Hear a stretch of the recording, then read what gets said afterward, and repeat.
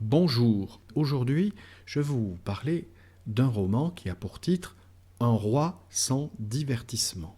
Il a environ 230 pages. Sa parution date de l'année 1947. Au début du livre, on est tenu en haleine, car c'est l'histoire sordide d'un tueur en série dans les Alpes du Sud-Isère vers les années 1843-1844. On suit l'enquête et la traque du coupable par un gendarme haut en couleur qui s'appelle Langlois. Le livre est très déconcertant, car après ces pages de l'enquête qui m'ont tenu en haleine, le rythme ralentit et le rythme même s'effondre, c'est le calme plat. Alors, il y a deux scènes qui vont redonner une certaine dynamique. Lorsque Langlois va dans un village et rencontre une veuve, on comprend qu'elle est la femme du tueur en série. Giono arrive à créer une ambiance énigmatique avec une grande tension. C'est à la limite du supportable. On ne sait pas ce que Langlois pense, il reste hermétique. On devine qui est cette veuve, mais Giono ne nous dit rien. L'autre scène extraordinaire est la chasse au loup. Langlois est revenu dans le village où il y avait eu les meurtres et il s'y est installé. Il est à présent commandant de louveterie. Giono est un conteur hors pair pour nous saisir dans cette battue au loup. Mais à nouveau, le rythme décélère et de façon abrupte. J'avoue que le livre, à ce moment-là, m'est tombé des mains. Il ne se passe plus rien, en tout cas à mon sens.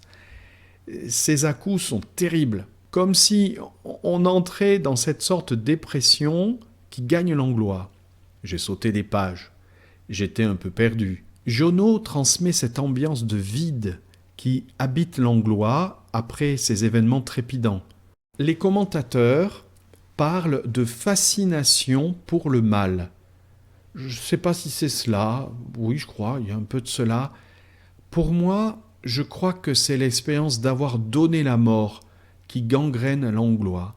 Il y a le tueur en série qui l'a abattu, le loup qui va tuer.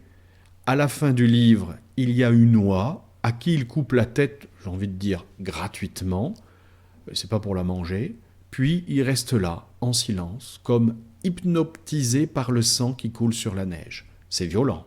Il y a quelque chose contre nature. Moi j'ai pensé au commandement de la Bible, tu ne tueras point. Alors on peut le voir comme un commandement, mais aussi comme une mise en garde. Attention de tuer, tu t'exposes à être fasciné par ce pouvoir de prendre la vie de l'autre, alors qu'on est fait pour donner la vie.